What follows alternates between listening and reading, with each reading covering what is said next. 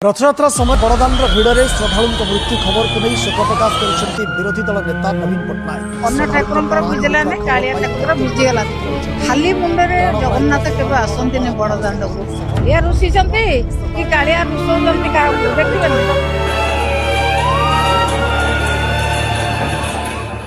ए वर्षर पवित्र श्रीगुंडीचा रथयात्रा लोक लोक भक्त महाप्रभु दर्शन पुरी रे समागम होइतिले, किंतु यही आध्यात्मिक परिवेश मध्य किसी अप्रत्याशित अघटन घटिଥିବା खबर सामना को आसी। विभिन्न सूचना अनुसार भिड़ भितर दलाचकटा जोगु अनेक भक्त आहत होइछन्ति, किछि जनक मृत्यु घटिଥିବା मध्य दाबी करा जाउछि। तेबे एही समस्त घटना को नहीं सरकार पक्षरु संपूर्ण स्पष्ट तथ्य एपर्यंत प्रकाश पाई नाही। सेतिपई साधारण लोकंक मनरे विभिन्न प्रश्न उठुछि। एहा सहित ए वर्ष रथयात्रा रे आउ किछि घटना मध्य चर्चा रही। वर्षा जोगु महाप्रभु वेशभूषा किसी परिवर्तन करा जायतिला।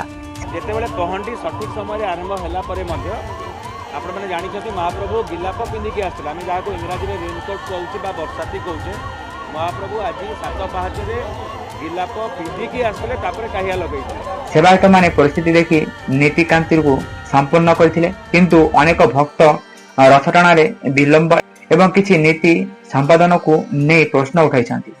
विरोधी दल नेता नवीन पट्टनायक मध्य एही घटनार उच्च स्तरीय तदंत दाबी करिसेंति।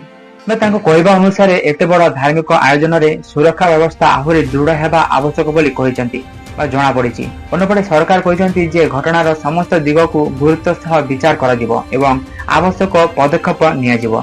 सबुठारु बड़ प्रश्न होछि, जदि प्रति वर्ष एते बड़ संख्यारे भक्त समागम होती तेबे भिड़ नियंत्रण पाई आहुरी आधुनिक व्यवस्था कहीं करा जाउ नाही।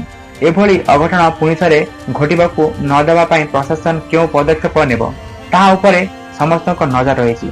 आमर प्रार्थना आहत समस्त भक्त शीघ्र सुस्थ हुअन्तु एवं जो माने प्राण हराइछन्ति महाप्रभु सेमानक आत्मा को सद्गति दियन्तु। जय जगन्नाथ।